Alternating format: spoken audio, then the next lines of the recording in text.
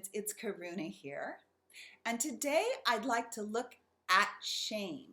When did this idea of shame, when was the moment shame was placed in us? Now, if you follow this channel, you know that we view early adversity, childhood adversity, through the overall zoom out lens of transformative growth. That's the whole emphasis of this channel. And I think it's a very exciting field to be in because it's the cutting edge. It's kind of the forefront. It's the forefront of healing, of integration, of therapy. It's just at the forefront. And it's a very exciting area to be, to consider, and to know about, okay? You're empowered when we understand the origination point of an idea that was placed in our identity, placed upon our identity. When we know that origination point, then we can untie that knot, loosen that knot. We understand where it came from. We no longer feel that it is part and parcel of us. In other words, we are no longer heavily identified with this misconception. And then integration starts to occur, right? And shame, when we're heavily identified with shame, it will drive us in so many ways. We have low self-respect, low self-worth. We don't feel good about ourselves when we go into our world. We can't show our authenticity. Many of the skills, the talents we have, we don't feel confident enough to show them to our world. We don't feel confident to speak our truth. So shame will drive us in many ways. And when shame is installed in us in an early age, we will compensate. And that the compensation may include food, drugs, sex addictions, buying too many things, whether it be the dollar store or, Gucci. We'll collect things around us that will compensate for the shame we feel inside, right? Just to make us feel better about ourselves. Wow, okay? So I'd like you to take a seat. Come on over. Let's have a seat together. Phew, we're among friends, right? And if you want to go ahead and get a drink, go ahead and get a drink. I have some green tea here. Get whatever feels good to you. And go ahead and take a seat. Take a seat right next to me here. And take a big breath. And know that you're understood and you're safe and you're among friends. Okay? Now, with that understanding, let's start to go back to the early time in our life when we were pre-verbal. And the central nervous system wasn't fully developed. The brain, the memories weren't fully developed. So it might feel a little foggy during that time. You might not be able to grasp specific ideas. It might just be a feeling, right? Just a feeling, or just a knowing, a deep intuitive inner knowing. So we're going to journey back to the early days, all the way back to when we arrived here, when we took individual form. Now, we came from the universal. You came from the universal. The universal is pure, it's whole, it's the landscape of all life, it's the field of unconditional love, it's consciousness, it's your natural state, and it is your sovereign birthright to return to this state. So we came, you came, we all came from this very, very pure whole field. Phew. And from this field, we took an individual form. And at that moment that we took an individual form, the moment that you came into being the little one, the individual one, at that moment, you were very vulnerable. And all you really needed was protection from your caregivers, nourishment, and love. That's what you needed. And you were so vulnerable that you looked to those caregivers as if they were godlike and as if they were capable of giving you those three things, of meeting those three needs: protection, nourishment, food, right? But also soul nourishment and love. Now, you're a little one. You're vulnerable. You've taken the individual form from this amazing universe, from this amazing experience of the universal, from the amazing experience of wholeness and consciousness, and it's still in you. That memory is in you. That memory is still there, right? When you took the individual form, you're vulnerable, you need protection, and your caregivers, in the case of childhood adversity, the caregivers had a limited capacity to nourish you, to protect you, to love you. It was limited, right? And for some of you, it may have been greatly limited, right? And for some of you, it might have been they were capable 75% of the time, and then it went down to zero, like crazy making 75% of the time, and then it went down to 5, right? So there was a back and forth. There was a back and forth. So whatever your caregivers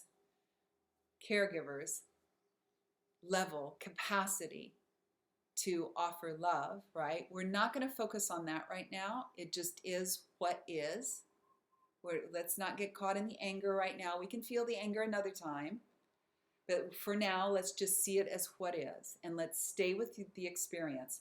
You, the individual, you, the little one, that little vulnerable being that's now taking individual form in a big world, in a confusing world where lots is going on and you're being bombarded with all this information. When the caregiver cannot offer love, because we as that individual form feel as if they are God and we need them so much to protect us, when they do not offer love to us, nourishment, protection, we start to believe that we are not lovable. We're not worthy. It's not happening. It can't be them because they're godlike. They know. They're the adult, right? They're here to care for me in this world. But it's not happening. And we start to feel as if we are the problem. We are the issue. We are the ones that are unlovable. And from there, deep shame can develop. Did that all make sense to you? Right? The shame. I'm not good enough. I'm unworthy. I'm unlovable. I feel deep shame. I can't be in my world in a safe way. I don't have anything to offer to my world. Wow. Wow. This starts at such an early stage. And then you know what happens? From there, it will often start to build this early seed of shame, right? Our life will start to unfold, and we will start to have additional residues placed upon that. We don't feel good about ourselves. We go into our world. People speak harshly, right? That's more residue, more shame. I really am not good enough. The dysfunction in a family, right? That can continue and add more residue, add more layers of shame. And before you know it, as you grow, you're making decisions based upon your misconception that you're shameful. And it continues on until it doesn't. Now, I want to mention something very important here. Because this happens in a pre-verbal state, because it happens often so early in this pre-verbal state, when our brain isn't fully developed, when we can't fully understand how one thing leads to another, when our central nervous system isn't developed, this will often feel foggy. And because it's so foggy, we confuse it as our core identity. Low self-worth and shame have become now our core identity. We think it's who we are. And our unfolding of life will reflect that. Wow. Right? And then, as I just mentioned earlier, we will go into our world. People will not treat us with respect. And in a respectful environment, by the way, consciousness can grow, knowledge can grow. But we find ourselves really connecting more deeply with disrespectful messages. It adds to the residue of shame. We can make poor choices. We start drinking. We start doing drugs. We start feeling so badly about ourselves. We move toward depression, etc., and on, right? Until this pressure cooker pops one day and you awaken to it. And what I'm trying to do in this video is take us all the way back to understand that that early seed of shame, it is not you. It's not you. It never was you. It was placed, it was developed at a very, very early age. It felt like it gripped you all your life, but it wasn't you in your essence. It was placed there, and it became part of your core identity because you were a young, vulnerable one, and it was pre-verbal, and you couldn't quite understand it, and your core identity was developed, and there you go off and running. There you go off and running. Now, let's bring this full circle. So do you remember how I said earlier that you came from oneness? You arrived here from a pure, open, whole field that goes by many names in this world, and I don't care what we call it what you wish to call it. Presence, the natural state, consciousness, God, whatever you want to call this field. You came from this field. And this journey of transformation that you're on, your childhood adversity can radically serve your reclamation of that wholeness. It can quicken the pace once you open to it and understand how the adversity was planted in you, right? And it starts to loosen its grips. You'll no longer be identified in victim as a victim. You'll no longer put full on, divert your energy to so much anger at your abuser, right? Now, I'm not saying that's not valid, but there's a point in time when that's valid because we want to keep moving on with the transformative process. So childhood adversity, these concepts that were placed in you so long, it's kind of like going through a maze. And you find in the individual identity, there comes a point in the suffering where you open to something more. And that opening to something more is the reclamation of that earliest of understandings you had, knowing that you came from the oneness that creates all life. And in that oneness, you will understand that we are all deeply connected. What leads us there?